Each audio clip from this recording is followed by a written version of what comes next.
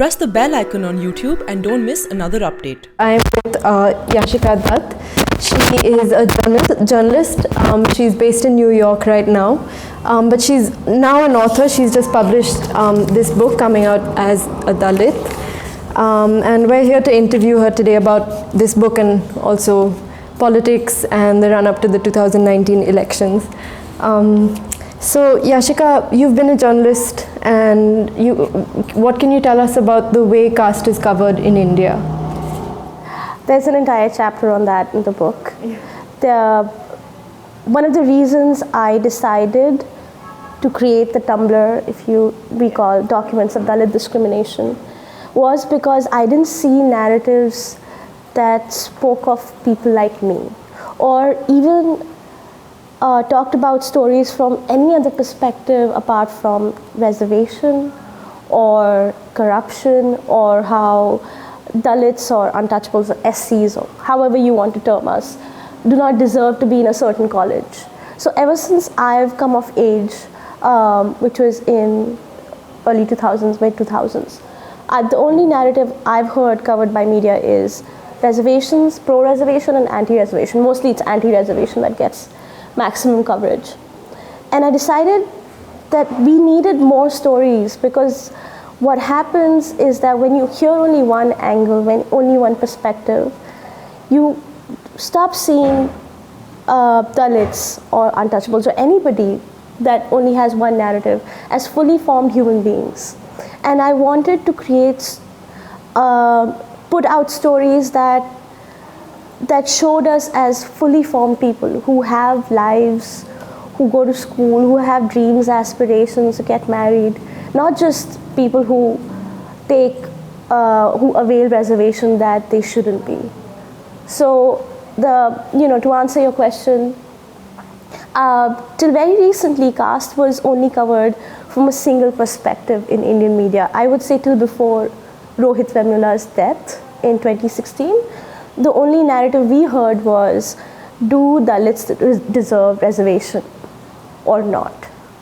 And that's just, that's the only way we've heard Dalits being talked about. Yeah, so that's how Dalits are covered and caste is covered in media. Okay. Yeah. How has it changed since Vemula's death? So, well, you're talking to me, we're having this conversation. I think that's a big change, and that happened since his death. What that did, and it's really unfortunate that this really bright young man had to give up his life for this change to happen, but he really started, I would call it a revolution when it comes to how people view Dalits as, especially his suicide note, if you recall. It's beautifully written, and just that one note changed how the larger media or society viewed Dalits. People understood that there is a different way to be Dalit than what they've known so far. And his death, because of who he was and how Dalit social media reacted to his death, who first of all put the news forward, who covered how he was protesting even before he died, who did not let the story die. Dalit Twitter and Dalit websites, they were the ones who kept the story alive, and they made it so big that it became impossible for news media that's non-Dalit to ignore it. And that kind of started a change, like small change. I don't know if, I mean, from what I can see being in New York, it's not that big, because there are still major stories that are ignored. But a small change started where people started looking at the issue from many other perspectives than what we heard in the past. So I think that's changed. I'm not sure how long that's going to last, but hopefully that's something that can, I mean, there's Rohith and his narrative, and then there are journalists like Yashica Dutt who's also writing a book about Rohith's story, and of course there's my book. So there's a section of the media that's increasingly becoming aware of what Dalit stories can look like how they can be different as well. And speaking of that, I'm sure you get a lot of criticism and a lot of backlash as somebody who is coming out as Dalit, and also somebody who is perhaps more privileged among that section. So what kind of things do people tell you, and how do you sort of counter that? And why is it so difficult for people to reconcile, that difference? Like, why is it that people are so, upset that, rich Dalits exist or privileged Dalits exist? So before we kind of move forward, I am not rich. No, of course, but I really want to make it clear. I grew up with a lot of economic hardship, which is anybody who reads the book will find out. And the relative privilege that I have is in terms of education. And that was the only thing that allowed me to join HT or join Asian Age that I did before HT, or be a journalist for as long as I was, and then go to Columbia, is because there was this keen understanding in my family, especially from my mom, that education is the only way forward. And I had the privilege of having 3 generations who had access to education. But let's put it in context. Upper caste families have had multiple generations who have not only been educated, but have been in the same profession. For example, journalism, medicine, or law. There are families, generations after generations, from the same family who have like father's lawyer, doctors, sons or daughters are lawyers, and their grandsons and daughters are also lawyers. So that kind of privilege is also something I think and I talk about in my book, we should really talk about. So as far as my privilege is concerned, I speak English well, which is a different narrative from what people are used to, what people expect from Dalits. I was able to go to Columbia, and I don't look Dalit. What that means is I don't fit the stereotypical narrative. So yes, I was not living on the streets, as a lot of Dalits are. I did not, we were not hand to mouth all the time. So in those terms, I have the kind of privilege, but that doesn't make me any less Dalit or that doesn't stop me from talking about systemic oppression or the kind of discrimination I faced, because that's important as well. And of course, there are so many bigger stories. There are stories about how this young man had an Ambedkar ringtone on his mobile phone and he was brutally murdered just because he wouldn't switch it off. Or there are narratives about how somebody grew a mustache, which is a sign of pride, and people in their village did not like that, and that person was killed. And of course, we have people who don't like how upper caste woman falls in love with a Dalit boy and they're killed. But while these stories are really important, excuse me, while these stories are important, it's also important to understand that how casteism doesn't just rear its head in those areas. It's everywhere around us. And stories like mine hopefully aim to highlight how that works. No problem. My next question was going to be then, do you think it's a problem that the Savarna media is kind of constructing this narrative or identity? Do you think that plays a role? Do you think newsrooms or workspaces, for that matter, are representative enough of Dalits? Clearly not. Yeah. I mean, I think there are about 4 or 5 of us in English news media. I can only speak for that because I'm only familiar with English news media, who are out as Dalits. And like I think Sudipta wrote in one of his stories, that it was such a big deal that I was Dalit and I was working where I was, I had the career that I did, that it became news. When in effect, if there were tons of Dalits around us in news media, that shouldn't have been news in the first place. And I expected a reaction, to be honest.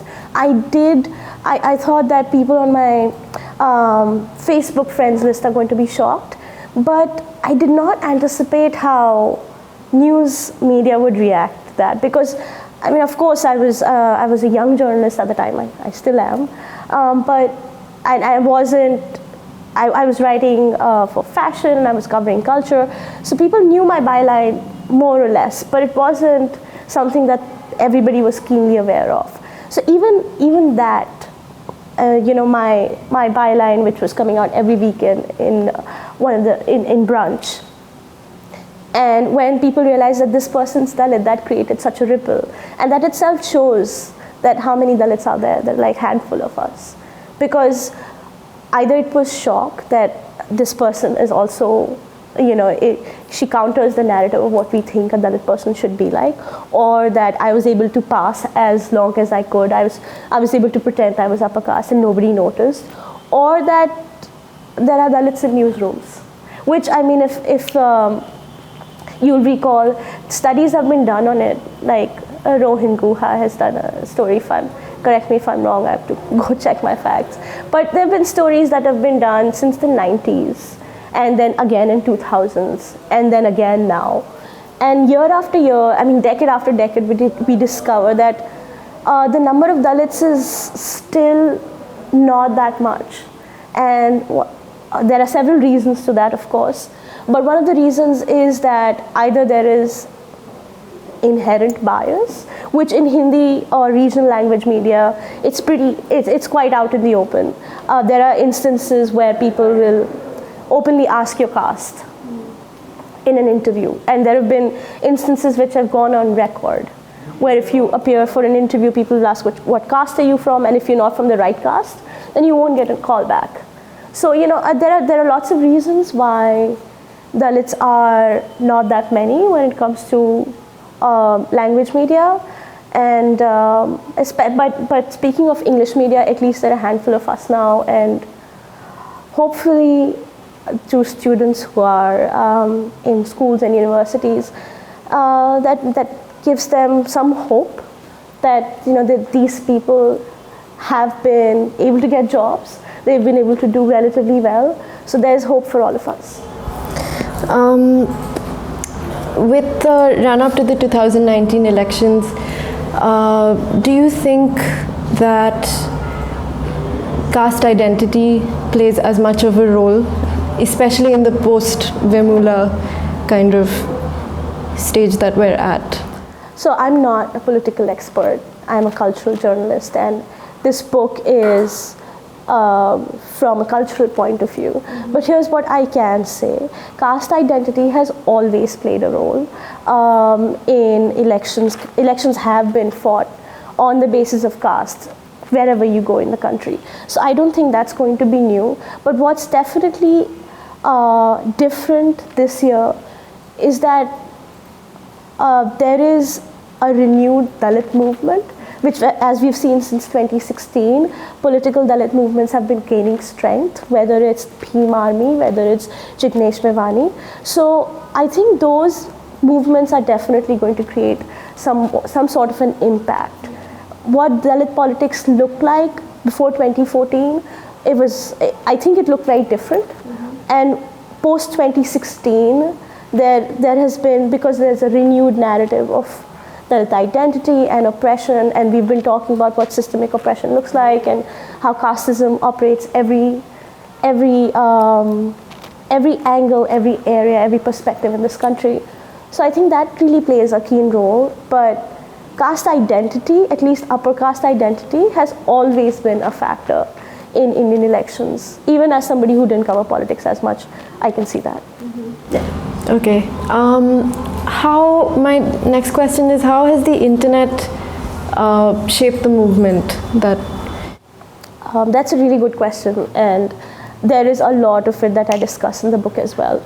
So what happened before the 90s, when there wasn't that much access to internet, Dalits who moved abroad, or Dalits that you were saying earlier, who have kind of who were relatively well off, who have resources to put the energy back in the movement, weren't connected with people who were on ground, weren't connected with activists here. Or like, for example, academics, Dalit academics who moved out of the country, who lived all across the world, and who had all these ideas how to shape things and what worldview they had, that wasn't able to reach Dalits who lived in the country. But, and I have mentioned in the book, I think this is not my idea. It's a famous academic, a famous Dalit academic who calls it the Dalit subconsciousness, the Dalit subaltern, which is these ideas travel across the world, and the fact that they've been able to travel is only because of the internet. It's because people have been able to be in touch. In the 90s, there were these chain letters, which were basically email addresses, and you sent articles to each other. Now you have Facebook, and now you have Dalit-owned media, which is playing a huge role. And if you see all Dalit-owned media, most of it, at least from what I understand, is online. So the online, the internet has been a huge force in bringing Dalit ideology together. And I don't think, I mean, from what I understand, what my research says, that wasn't that possible before the 90s. And especially Dalit Twitter is extremely powerful. There are so many of us, and there are so many of us who have strong voices, which people want to hear. So I think that's a big, and we have Dilip Mandal who works for Print, who's extremely influential. So people like that are crucial in forming ideas and in giving shape to a movement. Even Rohith Vemula's death, excuse me, the ideology behind it was formed on the Twitter, and then it was disseminated, and everybody else started paying attention to it. So the internet's really important when it comes to Dalit social movements, Dalit social media, Dalit consciousness. It's what brings us all together. And my Facebook note was possible because of the internet. I wouldn't have come out. I wouldn't have read Rohith's note, Rohith's last suicide note, if it wasn't for the internet or the Facebook. So yeah, I mean, it's changed how things, how Dalit ideology has taken shape completely. Thanks so much for speaking with The Print today. Thank you.